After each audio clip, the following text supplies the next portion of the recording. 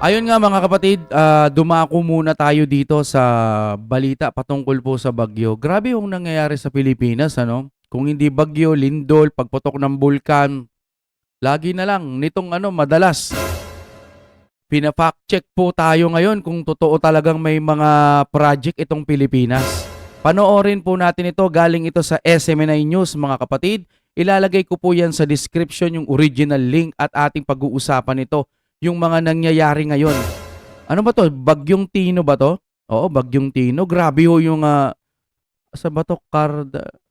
Alam ko sa ano to, sa Cebu ano? Okay, panoorin muna natin ito ng sabay-sabay mga kapatid. Kung gusto nyo naman ng mura na at mabilis na internet, nandito na ang Fiber ni Juan. Maaasahan, kaya tawag na. Baka meron na sa inyong lugar ang Fiber ni Juan. Alright, maraming salamat sa Fiber ni Juan. I-play na ho natin. Anong update po ngayon sa nangyaring bagyo? Carlo, Grabe. kumusta po ang sitwasyon natin dyan sa rehiyon ng Caraga? Matapos nga, padalalasan itong Bagyong Tino. Base po sa pinakahuling report na natanggap namin sa aming mga partner agencies dito sa Caraga po, as of 4 a.m. Today po, Grabe. November 5, we already have 106,008 families affected by the Typhoon Tino po. Ito po yung meron po itong Ay grabe, Diyos ko po, nakakapanlumo naman to. Bakit ganito? 394,092 individuals po.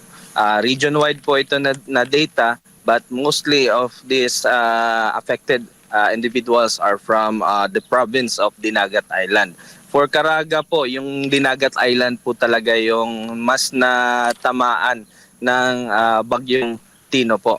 Ay, Then grabe. focus po ngayon yung response ng Caraga RDRRMC sa northern part ng Dinagat Island. Ito po sa mga municipality ng Loreto and Tubahon po.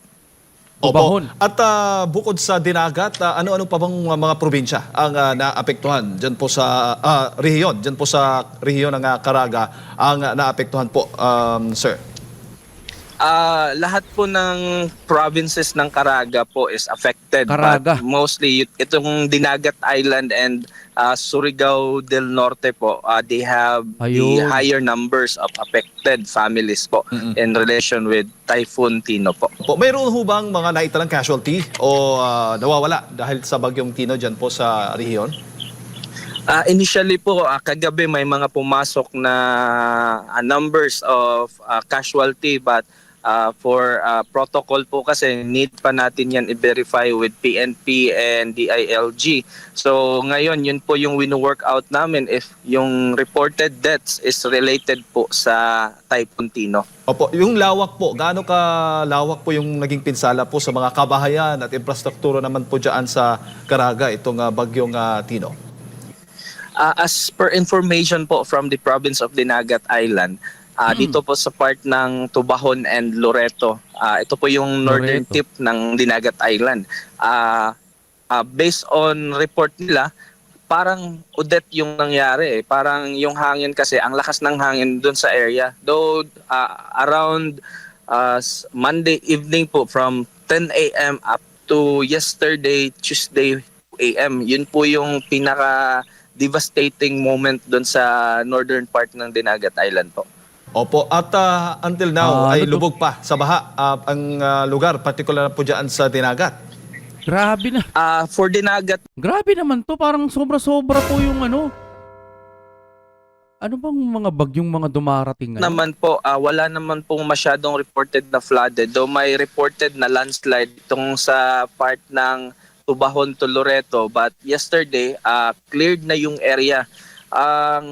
Ang flooding lang po ay dito lang po sa part ng Agusan del Norte nung Monday, but kahapon po subside na po yung area.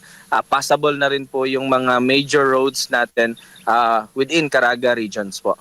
Ilang evacuees na lang po ang nanatili ngayon sa mga evacuation centers?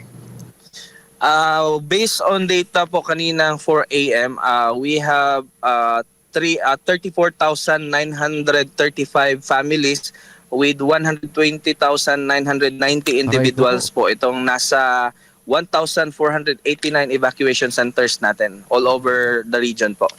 Opo, at ang mga ayuda, tulong ay na ibibigay naman po, na ipapaabot. May sapat ho ba itong mga tulong na ipinamimigay po natin sa mga kababayan natin po dyan sa Caraga? Yes po, based on reports from our partner agencies, Ayuda, the DSWD po, they already have prepositioned family food packs before the typhoon hit the province of Dinagat and Surigao del Norte. As of 4 a.m. po, they have already distributed 40,783 family food packs in different areas po in Caraga region. Amounting 23,471,757 pesos po. Alam nyo mga kapatid, yung mga namimigay ng ayuda noon nung bago mag-eleksyon, di ba may AIX, tupad, etc. Puro ayuda, nagbibigay sila kahit wala pong salanta ng bagyo. O ngayon, ito naman, baka naman pwede na kayong magbigay ulit ngayon. Di ba? Dadahilan na lang natin. Wala na pinag-iinitan si Romualdez siya kasaldi ko Ganoon na lang ho ba yun? Nasa na, baka naman pwede nyong ituloy yan, yung AIX, tupad, etc. Mamigay kayo. Mamigay kayo ngayon, pagkakataon nyo na para magbigay. Sa mahal nating presidente. O, baka naman magbenta na naman kayo ng bigas. Wag na po.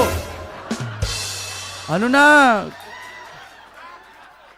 Ako, naawa ako sa mga kababayan natin. Hindi na lang ho natin isisisi. Talagang panahon yan Talagang bagyo yan Ngayon, ang masusubukan natin dyan, yung mga nasa gobyerno na mga nagbibigay dati ng ayuda. Talagang sandamukal na ayuda mga pinabibigay ninyo nung wala namang sakuna, wala namang bagyo, wala namang baha, wala namang paglindol, wala namang pagputok ng bulkan. Pero ang titindi nyo magbigay ng ayuda. Pero ngayon, sana naman magbigay kayo sa pagkakataong ito. Ha? Opo. Pero meron ho bang mga lugar dyan sa Caraga, Sir Carlo, na nahihirapan po ang ating mga kinauukulang ahensya, yung mga rescuers, o yung nagpapaabot ng tulong na magpadala nga ng ayuda para sa mga kababayan nating nasalanta nitong bagyo?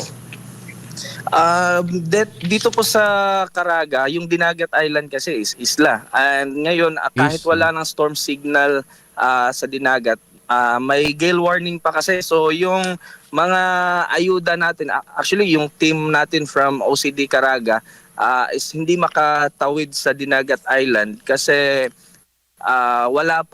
hindi pa nag-resume yung trip papunta dun sa isla from mainland, from Surigao City.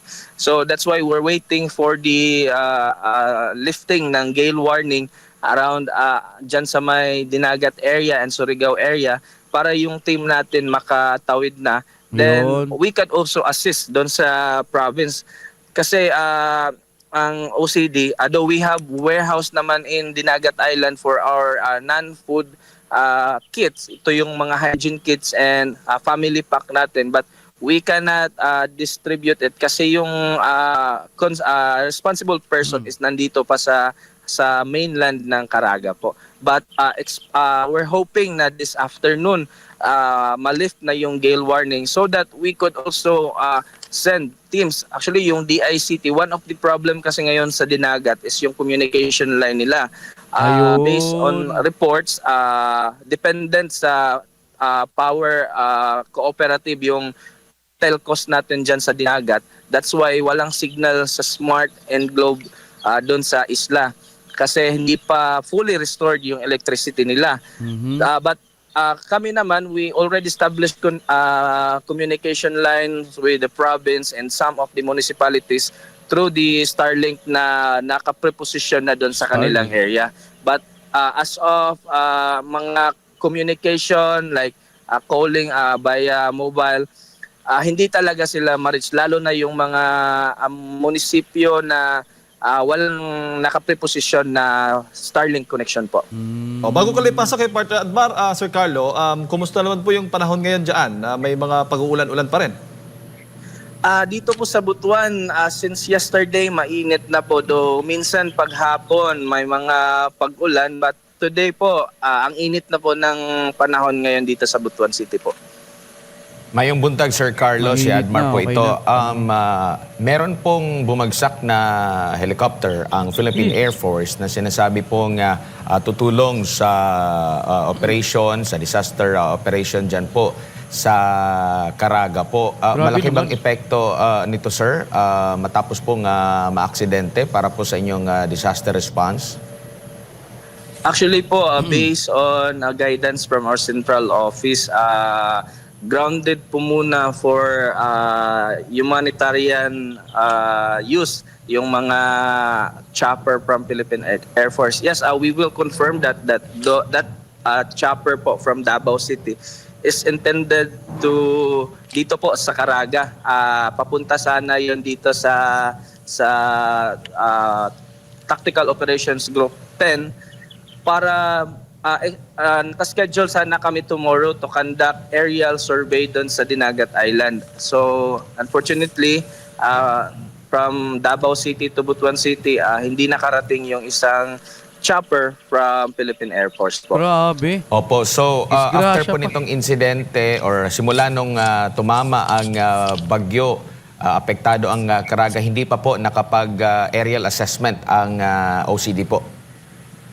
Yes po, yun po yung isa sa challenge namin ngayon kasi yung mga air asset kasi ng Air Force dito sa Butuan, pinull out nila dito dahil baka maapektuhan sa bagyo. Ayun. But based on guidance from Central Office, parang hindi na yata makapag-conduct ng aerial survey, but today po, if malift na yung gale warning, we will send our regional Ardana team sa Dinagat Island to conduct on-site damage assessment po.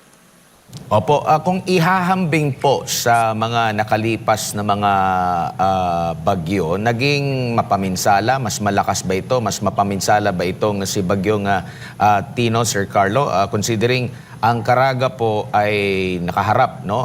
Nasa eastern side po ng bansa, nakaharap dyan sa Pacific Ocean, kung saan nandyan yung pagawaan talaga ng mga bagyo. Kumusta po yung assessment ninyo sa kung ihahambing natin sa nakalipas po na pagtama ng mga bagyo? Based on experience po, malakas talaga yung hangin ni Bagyong Tino.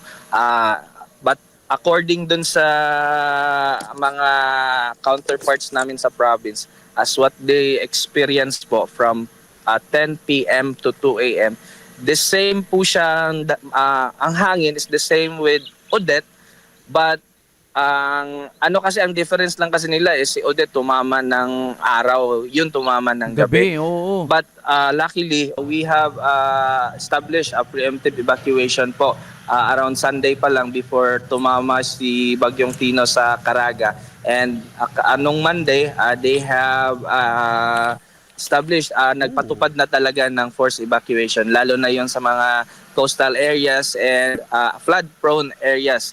Though ang nagka-flooding lang naman is dito sa Agusan del Norte and some parts of Surigao del Norte. But for Dinagat Island kasi mostly ang threat dyan is storm surge tsaka may mga landslide po. Though ngayon we're preparing for our response and distributions of family kits, hygiene kits to those affected individuals po. And we already have coordinated with the SUD. They will be providing assistance doon sa mga families na may mga bahay na partially and totally damaged po. Opo, sir, clarify ko lang, gaano po kataas yung baha na monitor po ninyo, na itala yung level po ng baha dyan po sa Caraga? Kasi doon Pakita sa ko rin Cebu tong isa, Province, sa Cebu habang City nagsasabi. particularly, syudad po yun, talagang halos umabot na sa bubong yung tubig baha. Dyan po sa Caraga, sir, gaano po kalalim ang na-monitor Ito, pakita ko rin to habang nire-report Grabe ho kasi yung baha. Parang hindi na normal yung nangyayari ngayon. na baha po? Usually po yung mga na-monitor namin na baha dito sa Caraga is here in Cabadbaran City and Agusan del Norte po and some parts of RTR. Nangyari po kasi nung Monday is flooding siya sa major highways po ng Agusan del Norte. But for just like what happened in Cebu, wala po kaming ganong pangyayari dito sa Caraga. Ang nangyari kasi nag-overflow lang yung mga rivers namin dun sa area. That's why nag-cause na flood dun sa National Highway. Alam nyo, dapat ito yung natututukan po ng ating gobyerno ngayon. Hindi na natin i-blame sa gobyerno kasi nga talagang may baha, may lindol, meron talagang pangyayari, pero ang maibiblame lang natin sa kanila, bakit parang hindi tayo laging handa, no? Oo po, hindi ho natin masasabi, pero sana ho, mas maging handa po yung ating mga taga-saklolo, taga-tulong sa bagay, no? Baka naman talagang handa sila. Masyado lang talagang malakas ang bagyo, no? Kaso sa ganitong pagkakataon, alam nyo, laging naiisip ng mga kababayan natin. Ako man iniisip ko, bakit kailangan unahin nyo yung mga Dolomite Beach? Bakit kailangan yung unahin pabagsakin si BP Sara? Bakit kailangan laging puro Duterte na lang ang inaasikaso natin? Baka lang po baka hindi ho natin alam nagkukulang na tayo dito sa mga kababayan natin. Ang dami nyong mga cheche bureche sa ating Duterte, pero baka naman hindi nyo na nakikita na dapat unahin ho natin yung mga kababayan ho natin. Hindi yung kada may baha, kada walang ibang gagawin kundi imbestigahan yung Davao City, imbestigahan ang Duterte dahil sa Dolomite Beach. Gusto nyong i-divert, kaya ito tuloy ang nangyayari. Hindi natin sinisising, porque dinivert natin, nagkaroon ng bagyo. Ay, mali ka dyan, Kuya Deng. Hindi ho ganon. Ang sa atin, itong lugar na to, ano ba ang meron dito? Baka pag ito binaha, madali tayo. Ano bang pwede nating gawin dito sa lugar na to? Kasi may river pala dito. May baka pag bumagyo, yung mga harang para sa mga kababayan ho natin, yung mga subdivision, maapektuhan sila. Biro, kita nyo ba yung baha kung gaano kalaki ang baha, mga kapatid? Hindi ho biro yung baha Asa na ba yun? Hindi ho biro yung lawak nung pinsala ng baha kada magbabaha.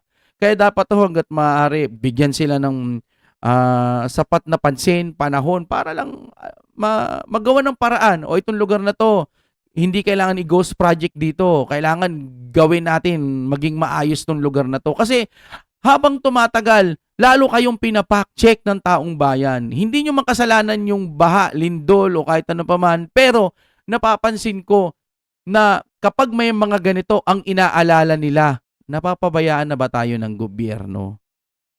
Parang ganun Kasi, yan, ang gaganda ng bahay, ang gaganda ng lugar. Pero yung mga flood control dyan, hindi naman kaya yung mga daluyan ng mga tubig, naka-ready ba? Maayos ba? Hindi lang kasi Luzon, Visayas at saka Mindanao, no? Hindi porket sa Luzon lang yung doon yung pangulo, baka doon lang kayo doon lang kayo, anong tawag dito? Sa Luzon lang kayo mag-focus, no? Bukod sa Luzon mag-focus, naka-focus din sa Duterte. Paano pabagsakin? Kailangan pa ba 'yon, mga sir? Malapit ng mag-4 na taon, wala tayong nakikitang magandang project ngayon. Kahit naman manawagan tayo, kung bangagang ng mga namumuno, wala rin tayong magagawa, di ba? Sa atin lang, sir. Kawawa naman yung mga kababayan natin. No? Hindi yung biro, mabahaan ka ng ganyan, tapos sa bubong ka. Paano kung lumagpas pa ng bubong, kung grabe-grabe, paano na lang sila? Sobrang pinsala yan. Hindi kasi sila magigising hanggat hindi binabaha din yung lugar nila. Paano kung nakatira sila sa mga maaayos naman na lugar? No? Tignan nyo rin, manood kayo ng TV, tignan nyo yung mga pinsala na baka pwedeng may gawin kayo. Hindi naman natin sinisisi sa inyo yung bagyo. Paulit-ulit naman ako. Sorry. Gawa kayo ng mga konkretong mga plano, konkretong kailangan gawin. Ganun po. Ganun ho sana ang gusto namin. Mag-asikaso, gumawa kayang pwede natin gawin. Kaysa puro pag may ganyan, Duterte na naman. Duterte, kasalanan ng Duterte. Pag sinisin yung Duterte, magiging konkreto yung mga simento na mga harang-harang para sa mga bagyo. Kumilos ho tayo dyan, huwag mo tayong maging weak. Kawawa mga kapwa nating Pilipino kung ganito.